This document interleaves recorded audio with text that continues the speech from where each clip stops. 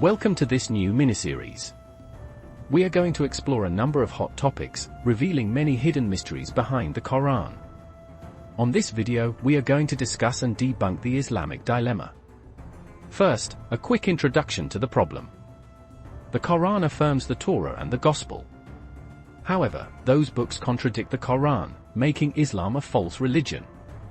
Therefore, the Muslim defense is to claim that the Torah and the Gospel are corrupt, but that statement contradicts the Quran.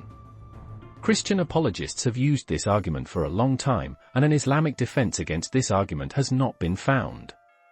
Today we are going to find it and end the so-called Islamic dilemma. Buckle up! Let's begin our exploration with an unlikely candidate though. This verse really sticks out like a sore thumb.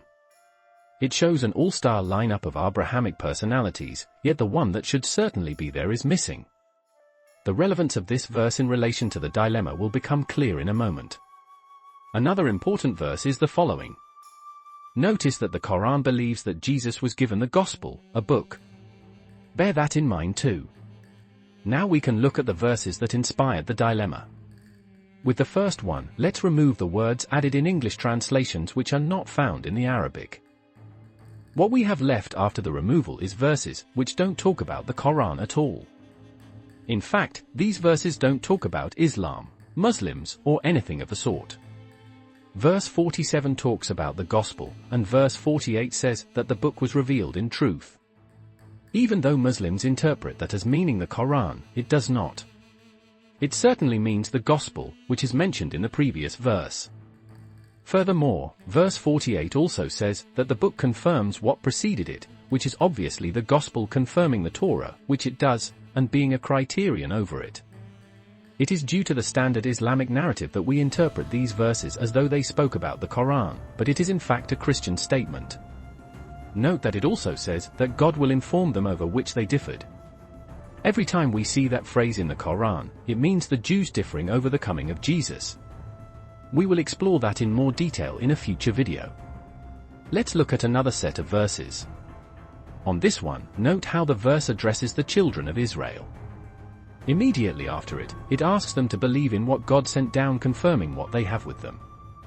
Again, this verse very clearly talks about the Gospel, or Jesus himself, being sent down, confirming what they have with them, which is the Torah. Let's keep it simple and to the point. Every time the Quran says that something is sent down, it means Jesus or the Gospel. The Quran is very confused as to whether Jesus was given signs or a book, just like it's confused about many other things. When the Quran says that something is confirming what is with them, it means Jesus or the Gospel confirming the Torah. Even when it says that the messenger is found in what they have of the Torah and the Gospel, it is clearly talking about Jesus, who is in the Torah and the Gospel. That's why Muslims have tried hard to find Muhammad in the Torah and the Gospel, and they never managed to do so. When a similar word appeared in those books, they did not mean Muhammad at all, as Christian apologists have debunked fully.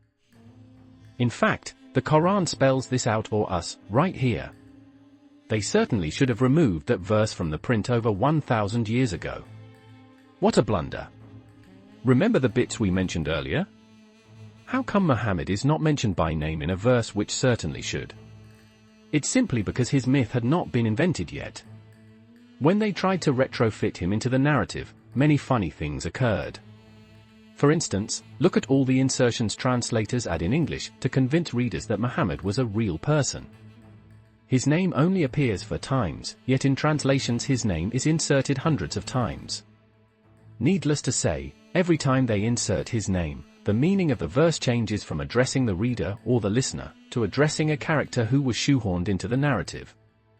When I said we were going to debunk the Islamic dilemma, perhaps I should have said that we were going to give it a whole new dimension and would enhance it as a result.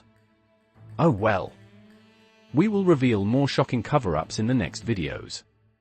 Stay tuned.